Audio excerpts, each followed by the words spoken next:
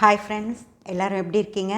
நல்லா இருப்பீங்க. பேசும் கிரகங்களிலிருந்து உங்கள் நித்யா ராஜேந்திரன். ஃப்ரெண்ட்ஸ், இப்போது கேந்திரம் அப்படின்னு சொன்னால் உங்களுக்கு என்னன்னு தெரிஞ்சிருச்சு இல்லைங்களா? ஒரு லக்னத்துக்கு 1, 4, 7, 10 கேந்திரம், ராசிக்கு 1, 4, 7, 10 கேந்திரம், சந்திரனுக்கு 1, 4, 7, 10 கேந்திரம், கிரகங்களுக்கு அது நின்ன கட்டத்திலிருந்து 1, அது நிற்கிற கட்டமே 1, அப்புறம் 4ஆம் கட்டம், 7ஆம் கட்டம், 10ஆம் கட்டத்தில் கிரகங்கள் இருந்துச்சு அப்படின்னா அது வந்து கேந்திரத்தில் கிரகங்கள் இருக்குது அப்படின்னு சொல்கிறது. இந்த பர்வத யோகம் அப்படின்னு சொல்கிறது ராகுவுக்கு கேந்திரத்தில் கிரகங்கள் இருந்துச்சு அப்படின்னா இந்த பர்வத யோகம் அப்படின்னு சொல்கிறது. அந்த பர்வத யோகம் இருக்கவங்க ராஜா மாதிரி வாழலாம் அப்படின்னு சொல்லி சொல்கிறாங்க. இந்த பர்வத யோகத்தை நம்ம எப்படி எடுத்துக்கலாம் அப்படின்னு சொல்லி யோசிச்சு பாருங்கள் ஃப்ரெண்ட்ஸ். அதாவது எம்ஜிஆர் அவர்கள் பிறந்த நாளில் இந்த மாதிரி இருந்திருக்கும். அதுக்கப்புறம் இன்னொருத்தர், அதாவது மொரார்ஜி தேசாய் அவர்கள், அவர் வந்து பிரதமராகவே ஆனார். அவருக்கும் இந்த யோகம் இருந்ததாக சொல்கிறாங்க. ஓகேங்களா? நான் ஜாதகம் பார்க்கல, அவர் ஜாதகம் இல்லை, அது நான் பார்க்கல. ஆனால் அவர் ஜாதகத்தில் இந்த யோகம் இருக்குது, அதனால தான் அவர் பிரைம் மினிஸ்டராக வந்தார் அப்படின்னு சொல்லி சொல்கிறாங்க. ஃப்ரெண்ட்ஸ், இப்போது ப்ரைம் மினிஸ்டராக நிறைய பேர் இருந்திருக்காங்க, அதே போல் சீஃப் மினிஸ்டராகவும் நிறைய பேர் இருந்திருக்காங்க. அந்த சீஃப் மினிஸ்டராக இருந்த எல்லாத்தோடைய ஜாதகத்துலேயும் இந்த யோகம் இருந்துச்சா அப்படின்னு தெரியாது. அதே போல் ப்ரைம் மினிஸ்டராக இருந்த எல்லாத்துடைய ஜாதகத்துலேயும் இந்த யோகம் இருந்துச்சான்னு தெரியாது. ஆனால் வேறு இந்த யோகம் இல்லாதவங்களும் சீஃப் மினிஸ்டராகவும் ப்ரைம் மினிஸ்டராகவும் இருந்திருக்காங்க. ஆனால் அவங்க ஜாதகத்துலலாம் இந்த யோகம் இருந்ததா அப்படிங்கிறதெல்லாம் நமக்கு தெரியாது. இது இருந்தால் தான் அவ்வளோ மேல்நிலைக்கு போக முடியும் அப்படிங்கிறதெல்லாம் கிடையாது. இது இல்லைனாலும் நம்ம வந்து நல்ல ஒரு நிலையில் போய் இருக்க முடியும் ஃப்ரெண்ட்ஸ். இப்போது இல்லையே, இதெல்லாம் 100ல் ஒருத்தருக்கு தானே இருக்கும், 1000ல் ஒருத்தருக்கு தானே இருக்கும், அதனால தானே அவங்க போனாங்க அப்படின்னு சொல்லி நீங்கள் கேட்டிங்கன்னா அப்படி கிடையாது. இப்போ எம்ஜிஆர் அவர்கள் பிறந்தப்போ இந்த யோகம் இருந்திருக்கு அவர் ஜாதகத்தில் அப்படின்னு சொல்லி நீங்கள் சொன்னால் ஓகே, அதை நான் எடுத்துக்கிறேன். ராகுக்கு தான் சொல்கிறாங்க. அதாவது பர்வத யோகம் இருந்துச்சு அப்படின்னு சொல்லி சொல்கிறாங்க. அதாவது ராகுக்கு கேந்திரத்தில், எம்ஜிஆர் அவர்களுடைய ஜாதகத்தில் ராகுக்கு கேந்திரத்தில் 4 கிரகங்கள் இருந்ததுனால தான் அவர் அந்த நிலைக்கு போனார் அப்படின்னு சொல்லி அன்னைக்கு காலையில் 6 மணிலேருந்து அடுத்த நாள் காலையில் 6 மணி வரைக்கும் பிறந்த எல்லாருடைய ஜாதகத்துலேயும் இந்த யோகம் கண்டிப்பாக இருந்திருக்கும் ஃப்ரெண்ட்ஸ். அப்போ மிச்சம் இருக்கவங்க எல்லாரும் ஏன் அந்த இடத்த ரீச் பண்ண முடியல அப்படின்னு சொல்லி நம்ம சொல்லணும் இல்லைங்களா? இது இருக்குது அப்படின்னு நம்ம ஒத்துக்கிட்டா, இது பர்வத யோகம் இருந்ததுனால தான் அவர் சீஃப் மினிஸ்டர் ஆனார் அப்படின்னா அன்னைக்கு அவர் கூட பிறந்த அத்தனை பேருக்குமே இந்த யோகம் இருந்திருக்கும். அது மட்டும் இல்லாமல் இந்த ராகு 1.5 வருஷத்துக்கு இதே இடத்துல தான் இருக்கும். உங்களுக்கு அந்த வருட கிரகங்கள் பற்றி நான் முன்னாடி போட்டிருக்க பதிவுகளில் இருக்குது, அதுவும் போய் பாருங்கள். ராகு கேது ஒரே இடத்துல 18 மாதங்கள் ஒரு கட்டத்தில் இருக்கும். அதாவது 1.5 வருடங்கள் ஒரே கட்டத்தில் தான் இருக்கும். அப்படி அந்த மாதிரி இது வர்றப்போ இந்த சனி அப்படிங்கிறது 2.5 வருடங்கள் ஒரே கட்டத்தில் தான் இருக்கும்.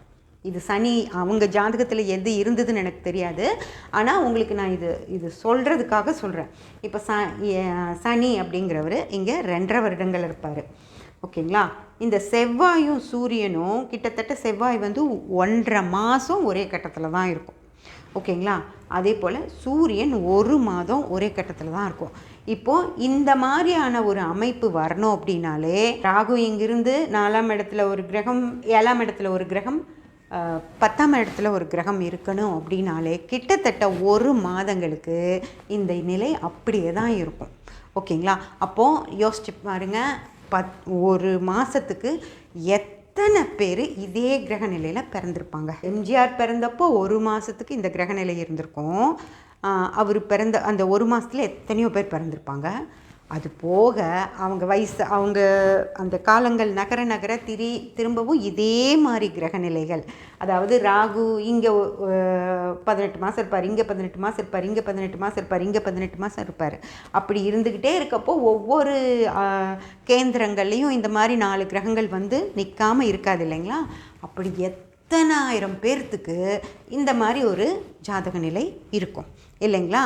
அப்படி இருக்கிறப்போ எப்படி இவங்களுக்கு மட்டும் இது இருக்குது, இது யோகம் அப்படின்னு சொல்ல முடியும்? எம்ஜிஆர் அவர்கள் பிறந்த அன்னைக்கு, மொரார்ஜி தேசாய் அவர்கள் பிறந்த அன்னைக்கே கிட்டத்தட்ட இது லக்னத்துக்கு சொன்னால் கூட லக்னம் அப்படிங்கிறது 2 மணி நேரம். அதனால் அந்த 2 மணி நேரம் பிறந்த குழந்தைங்கன்னு கொஞ்சமாக ஆயிடுவாங்க, கம்மியாக இருப்பாங்க.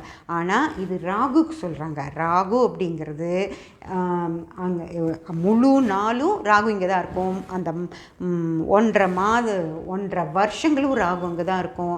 அந்த ராகு இங்கே இருக்கப்போ இப்படி சுற்றி சுற்றி வர்ற கிரகங்கள் ஒவ்வொரு கேந்திரத்துலேயும் போய் நிற்க தானே செய்யும். அப்போது ஆயிரக்கணக்கான ஒரு 1000 லட்சக்கணக்கான ஜாதகர்களுக்கு இந்த அமைப்பு இருக்கும். அப்போது அவங்க எல்லாரும் ஏன் அந்த நிலைமையை அடைய முடியல அப்படின்னு சொல்லி நம்ம கேட்கலாம் இல்லையா? அதனால் இந்த மாதிரி இது ஒரு பொதுவான இதுதானோ தவிர இது குறிப்பிட்டு சொல்லக்கூடிய விஷயங்கள் கிடையாது ஃப்ரெண்ட்ஸ். அதாவது அந்த காலத்தில் நமக்கு பாரம்பரிய முறை சொல்லி கொடுக்குறப்போ இந்த மாதிரி பொதுவான விஷயங்களுக்கு தான் நிறைய விஷயங்கள் சொல்லியிருக்காங்க. ஓகேங்களா? குறிப்பிட்ட ஒரு ஜாதகர்களுக்கு மட்டும் அப்படி சொல்லலை. அந்த குறிப்பான அந்த பொது விஷயங்களையே மட்டும் நம்ம வச்சுக்கிட்டு நம்ம ஜாதகம் கணிச்சு சொல்லிக்கிட்டே இருந்தால் அப்போ இந்த மாதிரி கிரகநிலை இருக்கிற ஜாதகங்கள் வர்றப்போ நீ நாடாள பிறந்தவன், நீ ராஜ வாழ்க்கை வாழ போகிற அப்படின்னு சொன்னால் அது சரியாக இருக்குமா? எல்லா ஜாதகர்களுக்கும் அது துல்லியமாக அந்த மாதிரி நடக்குமா? அப்போ அவங்க திருப்பி கேட்பாங்கல்ல, எப்போ எனக்கு நீங்கள் அப்போ சொன்னீங்க 10 வருஷத்துக்கு முன்னாடி, இன்னும் எனக்கு எந்த ஒரு அந்த ராஜ வாழ்க்கைக்கான அறிகுறியே இல்லையே அப்படின்னு சொல்லி கேட்டாங்க. அப்படின்னா நம்ம என்ன சொல்ல முடியும்? துல்லியமாக பலன்களை எடுக்கிறதுக்கு நிறைய முறைகள் வந்துருச்சு ஃப்ரெண்ட்ஸ். இன்னும் இந்த யோகம் அப்படிங்கிற விஷயங்களையே நம்ம இந்த மாதிரி யோகம் அப்படிங்கிற விஷயங்களையே நம்ம வச்சுட்டு இதையே பயன்படுத்திக்கிட்டு இருக்கிறது அப்படிங்கிறது சரியாக இருக்குமா அப்படிங்கிறத நீங்கள் யோசிச்சுக்கோங்க. இது ஒரு யோகம் மட்டும் இல்லை, இன்னும் ஏகப்பட்ட யோகங்கள் இந்த மாதிரி இருக்குது. அதுக்கும் நான் சில எக்ஸாம்பிள்ஸ் எல்லாம் சொல்கிறேன். அதே போல் தோஷங்கள் அப்படின்னு சொல்லியும் இருக்குது, அதுக்கான எக்ஸாம்பிள்ஸையும் நான் உங்களுக்கு சொல்கிறேன் ஃப்ரெண்ட்ஸ். நிறைய விஷயங்கள் நிறைய பேர் தெளிவாக தான் சொல்லிகிட்டு இருக்காங்க. நான் யாரையும் பற்றி தப்பான விஷயங்கள் எதுவுமே நான் சொல்லவே இல்லை. மிக சிறப்பான இந்த ஜாதக அலங்காரம், இன்னும் பழைய புக்ஸ் நிறைய இருக்குது. அதிலெல்லாம் பாட்டுக்கெல்லாம் நிறைய விஷயங்கள் இருக்குது. அதையெல்லாம் படித்து மனப்பாடம் பண்ணி மிக சிறப்பாக உங்களுக்கு எல்லாமே சொல்லிகிட்ருக்காங்க. எல்லோரும் சொல்கிறாங்க. அதிலெல்லாம் எதுவும் தப்பு அப்படிங்கிற விஷயத்தையும் நான் சொல்ல வரல. ஆனால் நம்ம 2024 இப்போ இருக்கோம். இந்த காலத்துலேயும் அந்த பழைய விஷயங்களை மட்டுமே பார்க்காம நிறையா நம்மளை மேலே ஜோதிடத்தின் ரீதியாக நம்ம நிறைய விஷயங்கள் மேலே வந்திருக்கோம் இல்லைங்களா? அதையெல்லாம் யோசித்து பார்த்து பலன்களை எடுங்க, துல்லியமான பலன்களை எடுங்க அப்படின்னு தான் நான் சொல்கிறேன். தவிர இது இப்படியெல்லாம் சொல்லி அவங்க சொன்னது தப்பு, இவங்க சொன்னது தப்பு அப்படிங்கிற விஷயம் கிடையவே கிடையாது. அவங்க மிக சரியாக தான் சொல்கிறாங்க. 1, 4, 7, 10ங்கிறது அற்புதமான ஒரு விஷயம். அதை பற்றியும் நம்ம பின்னாடி சொல்ல போகிறேன். அது எப்படியெல்லாம் அது வருது அப்படிங்கிறத நான் சொல்ல போகிறேன். இவ்வளோ அற்புதமான ஒரு விஷயந்தான், அதில் எந்த தவறுமே இல்லை. ஆனால் அது இன்னும் துல்லிய முறைக்கு கொண்டு போகணும் அப்படிங்கிறது தான் என்னோடய ஆசை ஃப்ரெண்ட்ஸ். அதனால் இதெல்லாம் நீங்கள் யோசித்து பார்க்கணும் அப்படிங்கிறதுக்காக தான் நான் சொல்கிறேன். இன்னும் வேறு பதிவுகளில் அடுத்தடுத்த யோகங்கள் பற்றியெல்லாம் நான் சொல்கிறேன். சப்ஸ்கிரைப் பண்ணி பெல் பட்டன் ப்ரெஸ் பண்ணி வச்சுக்கோங்க. அப்போ தான் நான் போடுற எல்லா பதிவுகளும் உங்களுக்கு கிடைக்கும். கமெண்ட் பண்ணி ஷேர் பண்ணி லைக் பண்ணிங்கன்னா எனக்கு சப்போர்ட்டிவாக இருக்கும். Thank you friends.